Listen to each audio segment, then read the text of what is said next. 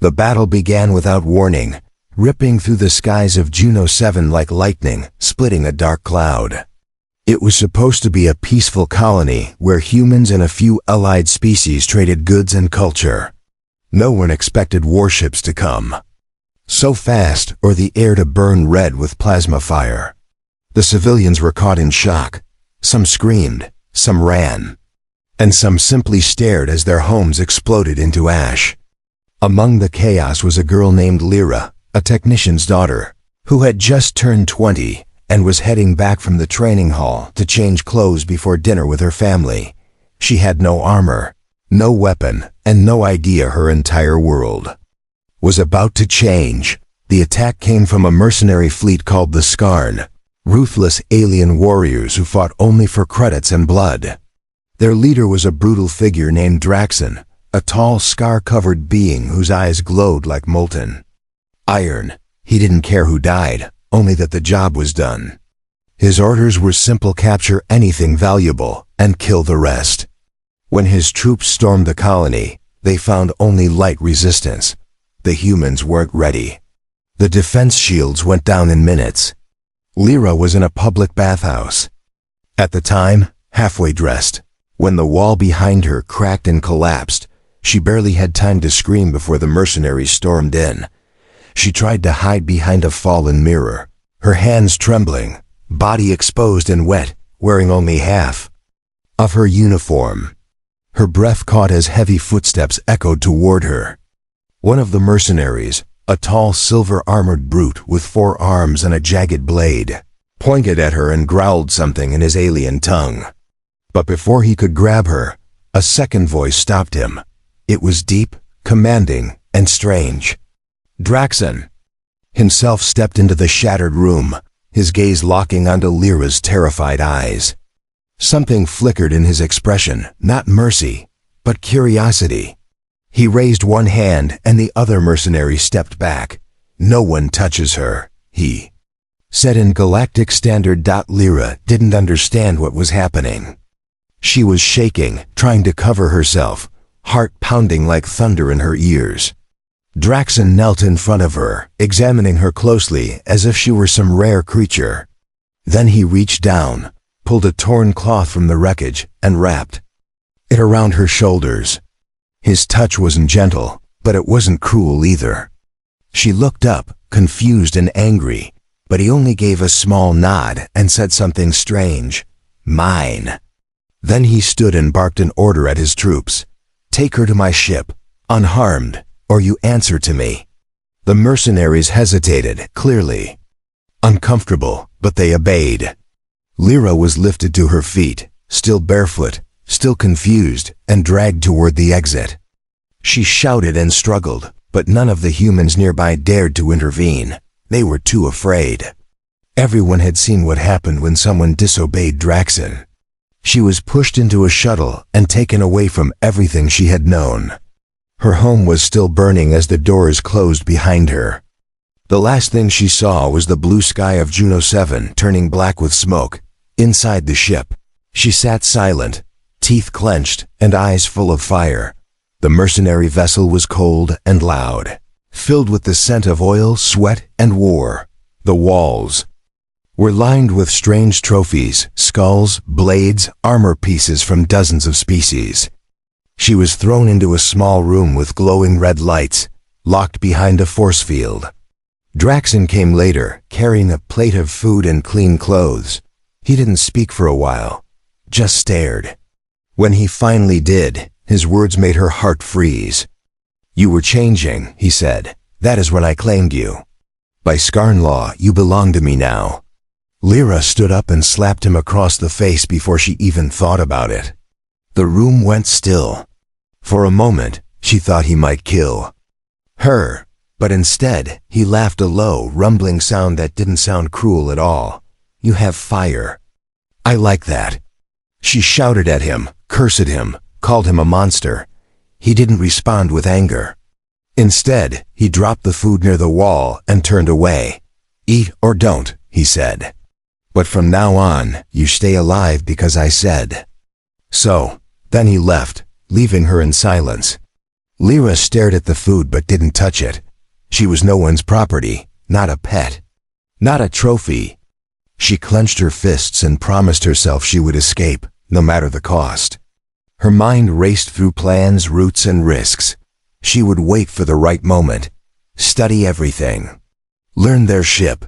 She would find a way to break free from the mercenary who thought he owned her.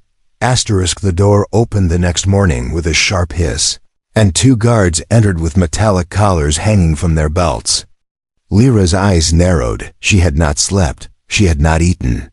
Her body was stiff from sitting on the cold floor all night. When they moved toward her, she took a step back, fists clenched.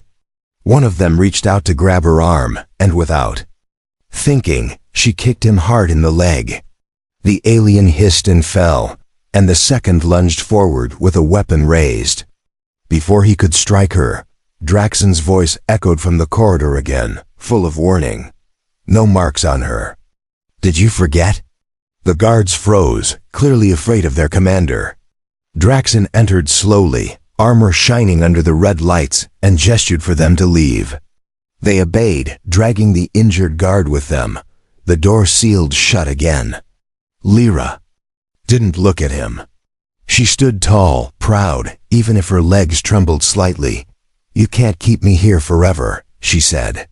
He tilted his head, studying her like she was a puzzle. Then he tossed the collar on the ground between them, and said, "I won't put it on you if you stop resisting." She laughed once, sharp and bitter.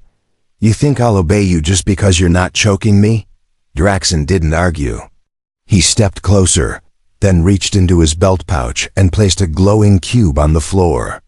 The image of a burning Earth outpost shimmered into the air. Screens, smoke, and ruined towers flickered above them. "This was another colony," he said. "They refused. So we erased them." Lyra's fists tightened. "You're monsters." Draxon turned off the cube. "We're survivors. You don't know the galaxy, girl, but you will." She didn't move as he turned and left again. The door closed with a soft click, leaving her to think about what she had just seen. The war wasn't just at her colony, it was spreading everywhere. Later that day, she was taken from her room and brought into a vast control chamber at the front of the ship. Screens and symbols lined the walls, glowing in alien language. Dozens of mercenaries worked at their stations, not even glancing at her. Draxon stood near the center, hands behind his back, staring at a large hologram of a star system. "You will stay here now," he said. "No chains, no cuffs. But try to run, and you'll regret it." She didn't answer. Instead, she quietly observed everything: the exits, the number of guards, how often they rotated. Her mind was already moving. Like a map, she had no weapon, but she had her brain. The ship jumped to warp soon after. The stars outside stretched and vanished. Lyra was given a small space to sleep near the observation deck, where no one would bother her. It was more open, and though not comfortable, at least she had privacy. She started noticing things: the way the Skarn mercenaries avoided her, how they whispered when she passed, and how even the most brutal warriors lowered their heads slightly when Draxon was near. He held absolute control over them, not just through strength, but something deeper: fear mixed with respect. That made him dangerous, but it also made him predictable. One night, she woke to the sound of soft growling and metallic clanking. Curious, she followed the sound quietly through the darkened halls until she found a large chamber lit only by flickering blue lights. Inside, Draxon stood shirtless, practicing his blade forms with glowing twin axes. Sweat dripped down his scarred back. He moved like a machine, every motion sharp and deadly. She watched, not out of admiration, but to study how he moved, how he turned, where his blind spots were when he breathed deepest. He didn't notice her, or maybe he did and didn't care. When she returned to her bunk, she felt something unexpected. Not fear, but a dangerous curiosity about the warlord who claimed her. Days passed, and Lyra began to talk with the younger crew. Not openly, not as friends, but just enough to learn their habits. One small alien named Chur, who cleaned the halls, seemed the least threatening. She asked him about systems, power cells, and escape pods. He didn't give much, but he didn't report her either. She realized he was more servant than soldier. One night, he left her a folded note in her food tray, a tiny sketch of the ship's emergency power routes. It wasn't much, but it was something. She hid it under her mattress and memorized the lines each night. She would make her move when they reached the next planet. But that plan changed when an alarm blared across the ship without warning. Sirens flashed red. Doors sealed, Draxon stormed into the command deck, shouting orders in his native tongue. Pirates had targeted them, a rival mercenary gang, hoping to steal their recent loot. The ship shook under cannon fire. Lyra was locked inside her chamber, but the lights flickered and the force field glitched. She didn't waste the chance. She darted into the hallway as the battle raged above, grabbing a plasma knife from a fallen crew member. Her breath raced. This was her chance. She turned left toward the escape pods, but froze as a door exploded open beside her, and out stepped Draxon, wounded and bleeding, dragging a dead pirate by the throat. Draxon tossed the dead pirate's body aside like trash and leaned against the wall, blood running down his arm. His chest rose and fell quickly, muscles trembling from strain. For a moment, he didn't even notice Lyra standing there with a stolen plasma knife in her hand. When his eyes finally found her, there was no anger in them, just recognition. "You should be in your room," he said. She didn't move. The knife shook slightly in her grip, not from fear, but from the sudden confusion. He was hurt, vulnerable. She could stab him now. End it. Escape. But instead of striking, she asked, "Why aren't you afraid of me?" He chuckled and wiped blood from his lip. "I've faced beasts 3 times your size," he said. "But only you looked me in the eye after I claimed you." His words didn't feel like praise, but not insult either. She stepped forward, blade still raised, heart pounding in her throat. "I'm not yours," she said. "I never was." Draxon nodded slowly. "Then kill me, if that makes it true." Silence filled the corridor. The ship shook again from outside fire. Lyra clenched her jaw. She could feel her fingers tightening around the hilt, but something inside her refused to strike a wounded enemy, even if he was a monster, even if he claimed to own her. She took a step back instead. "You're not worth the stain on my soul." Draxon smiled faintly and collapsed to one knee. She cursed under her breath and ran to the wall panel. She had seen a med station on a nearby deck. "Come on," she said, grabbing his arm. He blinked, surprised. "What are you doing?" She glared at him. "Getting you patched up before someone else finishes the job." He didn't resist. Together, they limped down the corridor, ducking under sparking wires and stepping over bodies. Some pirates, some Skarn. Death had no favorite here. Inside the med bay, she pulled out a scanner and began sealing his wound with a clumsy but effective tool. He watched her hands carefully, but didn't stop her. "You know what you're doing," he said. "My father was a ship doctor. I paid attention." As she finished, Draxon's voice dropped. "You had your chance to escape. You didn't take it." She paused, then looked him in the eyes. "I'm not running. I'm choosing."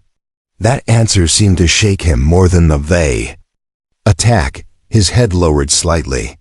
"You are strange," he muttered. "You're not like the others we've taken." She pulled away from him and stood up. "Because I'm not taken. I'm here because I haven't found the right way out yet. But I will." He didn't argue. He just nodded once, then tried to stand. His legs wobbled, and she caught his arm. Again, "Don't be stupid, sit down." Draxon laughed softly. "You're the only one who ever orders me around." Later, after the alarms died and the attackers were defeated, Lyra sat in silence near the observation deck again. This time no guard was posted, no one even watched her. Word must have spread she had saved their leader. But she didn't feel proud. She felt trapped in a deeper way. Draxen was changing, and she didn't like that. It made him harder to hate. The galaxy was cruel, but it was simple when she saw him as only a monster. Now things were complicated. He treated her with a strange kind of honor. Not kindness, not love, but something sharper. She didn't know what it meant, and part of her didn't want to know. The next day, the ship docked on a hidden moon base buried under layers of ice. Draxen told her to follow him without chains. She hesitated, then agreed. Together they stepped into the freezing air, surrounded by Skarn warriors, all silent as their commander passed. Inside the underground base, Lyra saw something she never expected: dozens of refugees. Alien children, wounded elders, non-combatants from various species, huddled around heaters and being fed by mercenaries. Draxen noticed her shocked expression. "We don't fight just for gold," he said. "We fight to protect our own. The galaxy doesn't leave room for the weak." She didn't respond. She was too busy staring at a little girl who looked almost human. Later, as they walked through the medical wing, she saw a symbol on the wall. A hand wrapped in flame. "What is that?" she asked. Draxen paused. "It's the mark of the claimed." She narrowed her eyes. "What does that mean?" He turned to her. "It means we protect those we claim, forever, even if they never love us, even if they try to kill us." Her throat went dry. "You think claiming someone gives you the right to own them?" His voice didn't rise. "Not own, guard." She wanted to shout, to hit him, to scream, but his words didn't sound like a lie. And that made her angry in a way she couldn't explain, because deep down she realized she wasn't afraid of him anymore. When they returned to the ship, she didn't go back to her cell. Instead, she followed him into the command deck and asked a single question. "If I help you, do I earn my freedom?" Draxen stared at her for a long time. Then he said, "Help me survive the next mission. After that, I give you a choice. Stay or go." She nodded once, tight-lipped. Her heart beat fast, but her face remained calm. "Then give me something to do." He smiled in that rough, unsettling way of his, then handed her a tablet full of tactical scans. "We raid a slaver ship next. You'll help plan it." And if she was smart, she'd plan her escape at the same time. Asterisk. Lyra sat alone in the war room, her eyes scanning the digital blueprints of the slaver ship Draxen planned to attack. Every corridor, hatch and energy point was glowing on the screen. She traced her fingers along the weak points, marking possible entry zones and guard stations. The Skarn system was outdated, but brute force had always worked for them. Draxen wanted to charge in and crush the slavers head-on, but Lyra had another idea. One that didn't involve setting off every alarm and risking innocent lives. She mapped a stealth path from the docking bay to the prisoner chambers and calculated the fastest extraction route. Then she stood, took a deep breath, and presented her plan to the warlord. Draxen leaned over her shoulder as she explained each route, each turn, and each moment of silence between enemy patrols. His face remained blank, unreadable, but when she finished, he gave a short nod. "You've been watching us closely," he said. "I had to," she replied. "I was trying to escape, remember?" He gave a low grunt, almost like a laugh. "Then keep doing that. Your survival instincts are useful." She didn't smile. "Just make sure your people follow the plan. If one merc shoots early, the whole thing collapses." Draxen looked at his lieutenants, all of them staring at Lyra with a mix of curiosity and respect. "She leads this raid. You follow her command." The announcement shook the room. Skarn mercenaries didn't take orders from outsiders, let alone a human woman with no armor, no rank, and no blood oath. But Draxen's word was final. The room went quiet. Lyra could feel the tension, but she didn't care. She wasn't here to make friends. She was here to win her freedom. She grabbed a tablet, pointed to the coordinates and said, "We move in 12 hours. Get your gear and memorize the route. No questions. Just follow my voice when the time comes." Some of the warriors gave her cold looks. Others nodded silently. No one dared to disobey, because they all knew Draxon was watching. The slaver ship was orbiting a dying red moon, shielded by black market stealth tech. The Skarn warship emerged from warp behind the cover of an asteroid field, hidden from radar. Lyra stood near the boarding shuttle, armored now in scavenged plates and carrying a pulse rifle she barely knew how to use. Her heart was racing, but her hands were steady. Draxon stood beside her, looking calm as always. "If this works," she said, "you give me a choice, right?" He nodded. "I never break my word." She didn't trust his promises, but this was her best chance. The shuttle doors opened with a hiss, and she led the first steps onto enemy ground. Inside the slaver ship, the air was thick with smoke and rot. The crew was lazy, half asleep, confident no one would dare challenge them. That was their mistake. Lyra and the Skarn moved silently, slipping through blind spots, disabling guards with quiet strikes and stun shots. Lyra's voice came steady through the comms.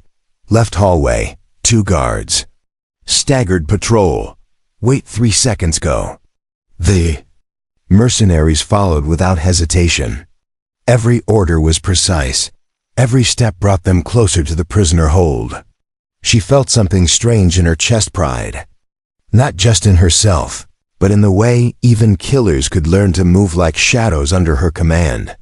They reached the cells without triggering a single alarm. Inside were more than 30 prisoners, many of them malnourished, chained to walls, and barely conscious.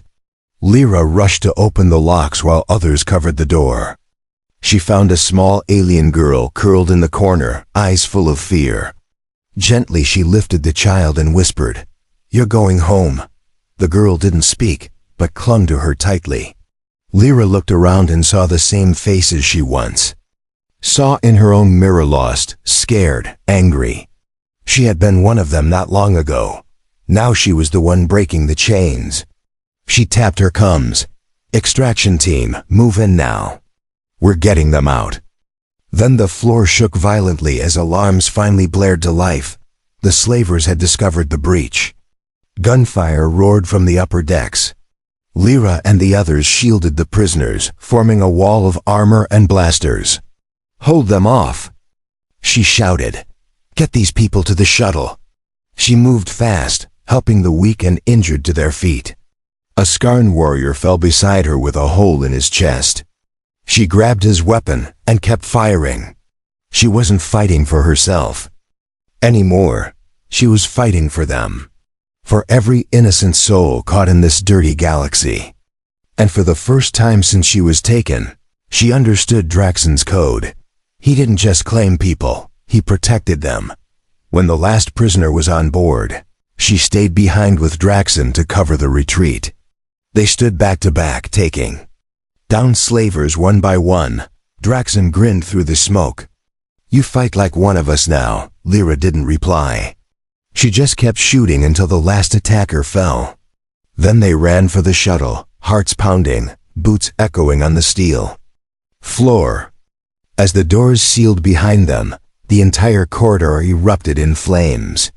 The ship jumped to warp, leaving the slaver vessel behind, burning in the void. Lyra collapsed into a seat, covered in blood and sweat, breathing hard, and she waited to hear if he would keep his promise.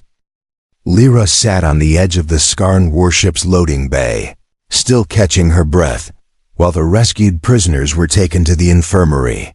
The crew moved with quiet discipline, not celebrating, not smiling, just doing their jobs.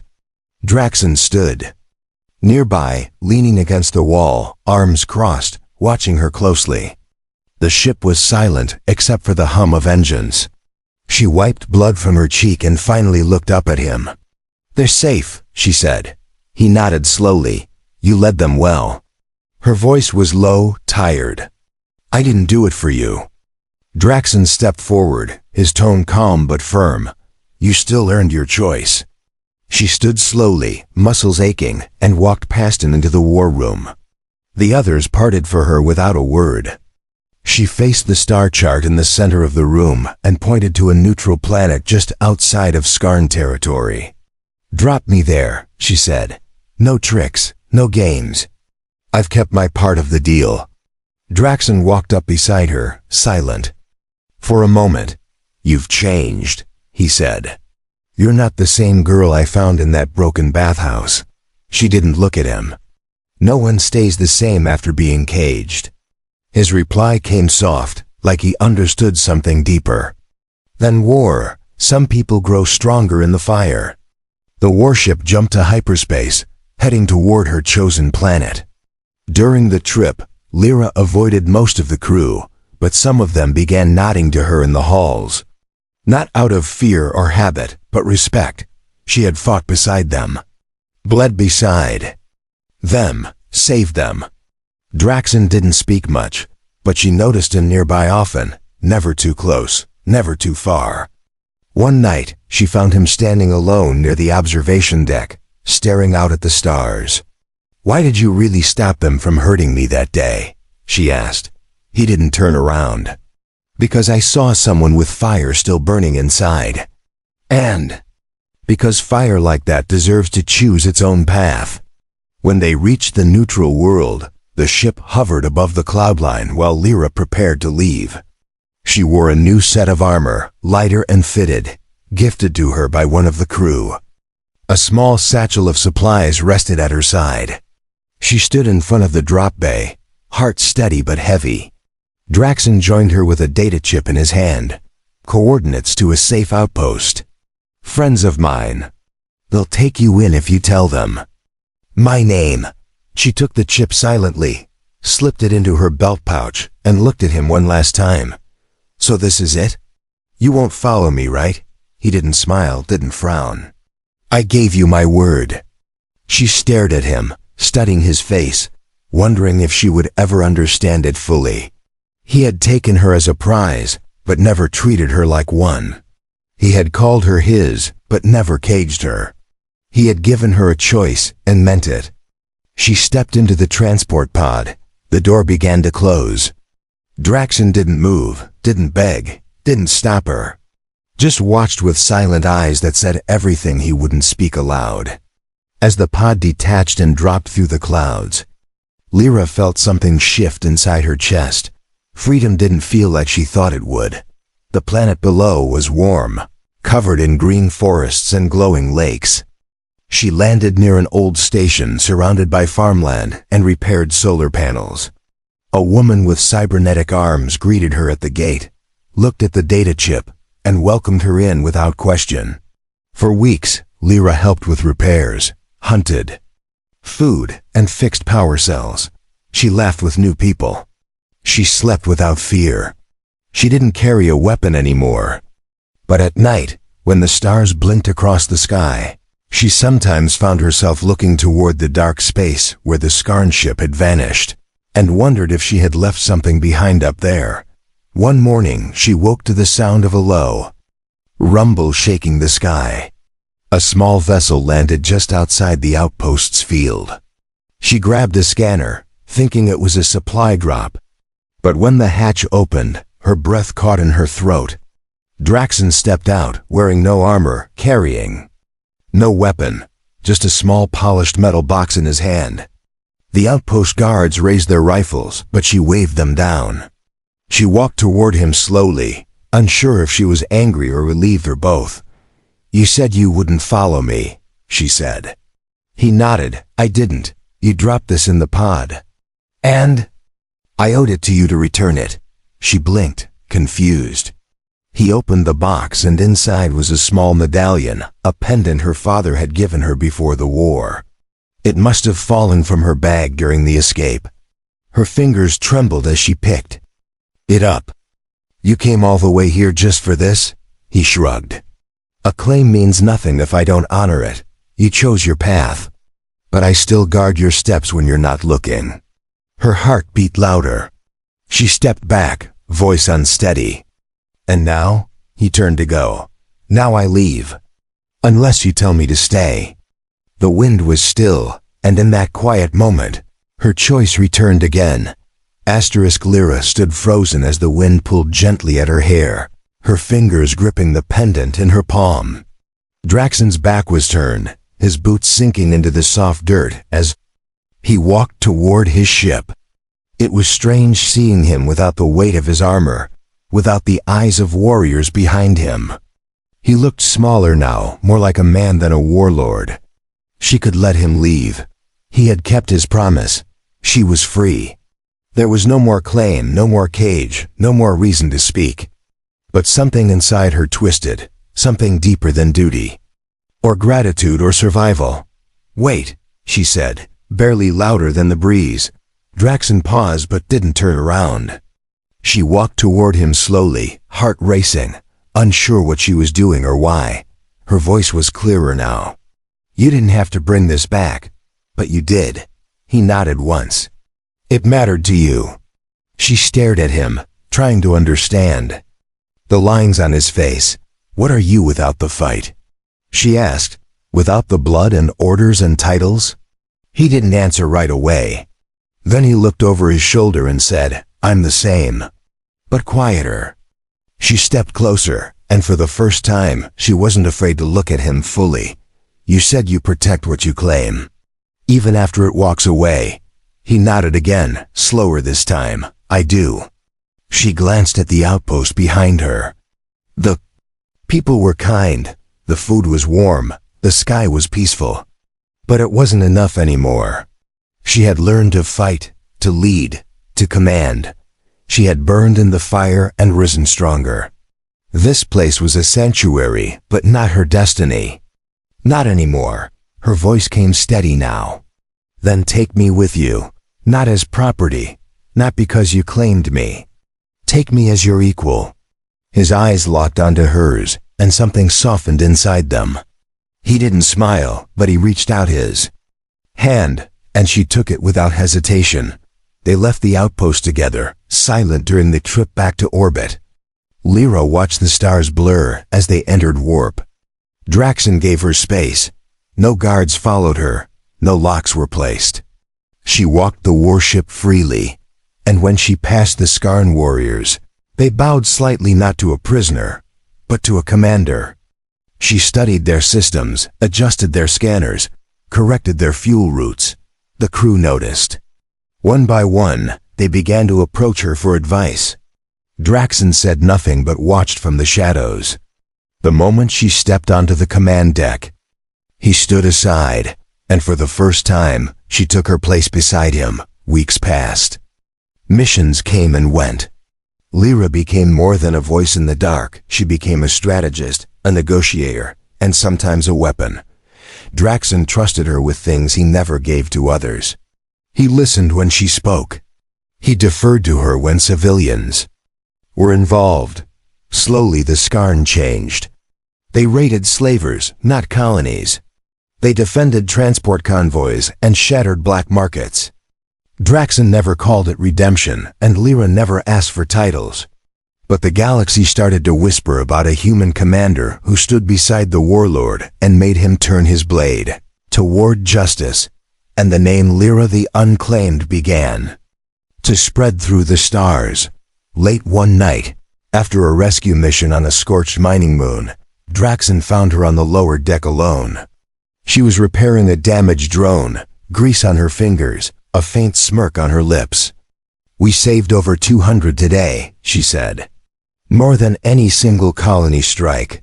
He leaned against the wall, arms folded. You sound proud.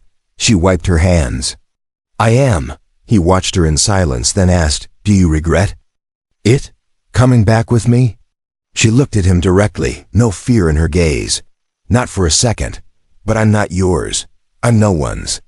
I walk beside you because I choose to. He nodded once, slow and steady, and turned to leave. But before he stepped away, she called out softly, and you? Do you regret claiming me? He paused, then glanced back with something close to a smile. You were never mine. You were always fire. I only kept it from going out. She didn't reply. She didn't need to. That night, the stars looked different outside the ship, brighter, closer. She knew now that freedom wasn't always found. By running, it could also be found by choosing who to fight beside. The past didn't own her, and neither did the future. She was no longer the frightened girl huddled on a bathhouse floor. She was the commander of a fleet feared by the wicked and followed by the brave.